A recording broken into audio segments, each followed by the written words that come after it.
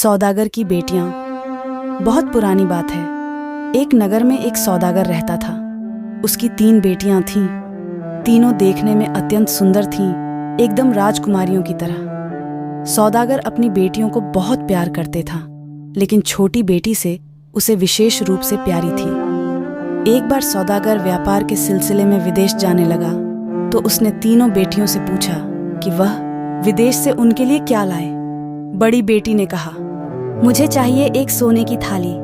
मझली बेटी ने कहा, मुझे चाहिए एक सोने का पंखा। छोटी बेटी बोली, मुझे एक सोने का सेब चाहिए।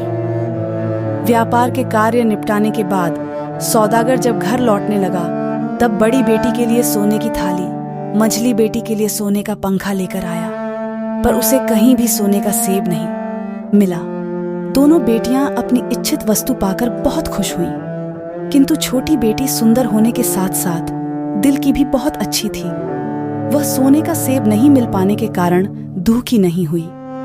उसने पिता से कहा, आप तो अक्सर विदेश जाते रहते हैं, यदि कहीं कभी भी सोने का सेब मिले तो मेरे लिए ले आइएगा।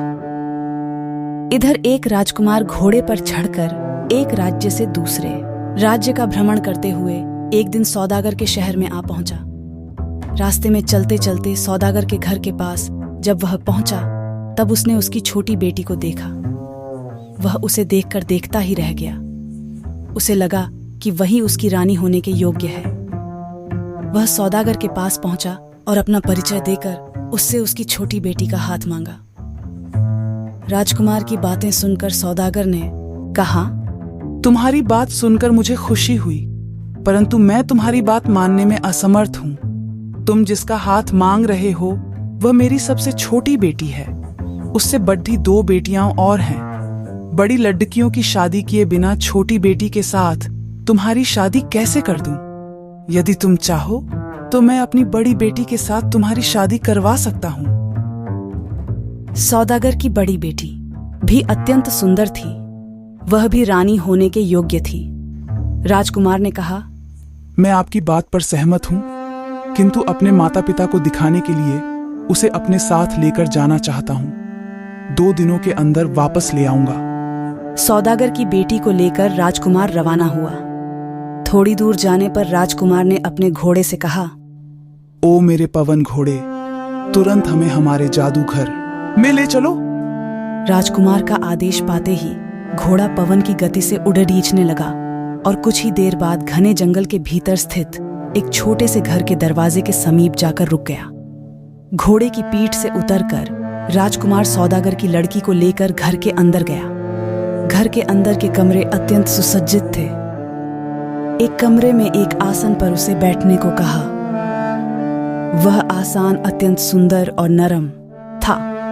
जब सौदागर की बेटी उस पर बैठी तब एक दासी उसके लिए शरबत का गिलास लेकर आई। राजकुमार के अनुरोध पर सौदागर की बेटी ने शरबत पी लिया।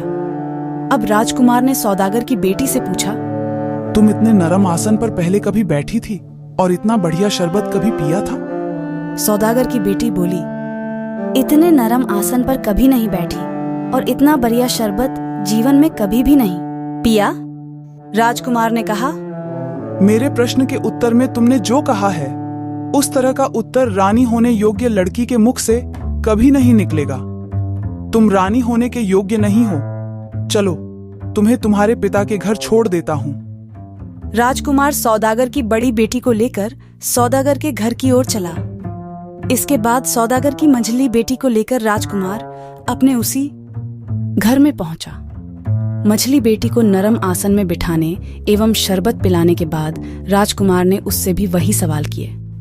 मछली बेटी ने भी कहा कि इतने नरम आसन में वह कभी नहीं बैठी और इतना बढ़िया शरबत उसने कभी नहीं पिया।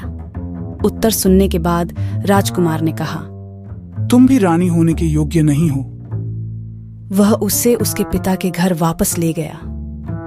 अंत में छोटी बेटी की बारी आई। अन्य 2 बहनों की तरह उसे भी नरम आसन पर बैठाया गया एवं पीने के लिए शरबत दिया गया। उसके बाद राजकुमार ने उससे पूछा, इससे भी नरम आसन पर तुम कभी बैठी थी? इससे भी बढ़िया शरबत तुमने कभी पिया है?